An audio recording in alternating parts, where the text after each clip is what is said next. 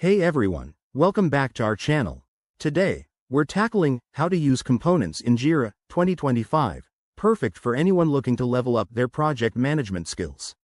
If you're new to Jira or just need a refresher, components are a powerful feature that helps you organize issues within a project. Think of them as subcategories that make it easier to track and manage tasks. First off, let's start with the basics. Components allow you to break down a large project into smaller, more manageable parts. For example, in a software development project, you might have components like front-end, back-end, and testing. This way, you can assign issues to specific components, making it simpler for your team to find and handle them. Now, let's walk through the steps to use components. Step 1. Log into your Jira account and navigate to the project you want to work on. Once there, go to the Project Settings menu and select Components from the sidebar.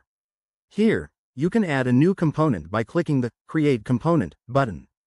Give it a name, description, and assign a LED if needed. Step 2. After creating your components, you can assign them to issues. When you're creating or editing an issue, look for the Component S field in the issue details. Select the relevant component from the drop-down menu. This helps in filtering and reporting later on. One of the best parts about components in 2025 is the enhanced integration with Jira's AI features. You can now use smart suggestions to auto-assign components based on issue descriptions, saving you tons of time.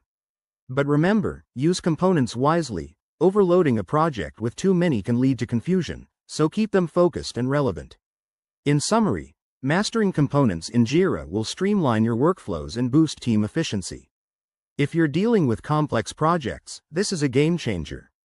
Thanks for watching. If you found this helpful, hit that like button, subscribe for more Jira tips, and drop a comment below if you have questions. See you in the next video.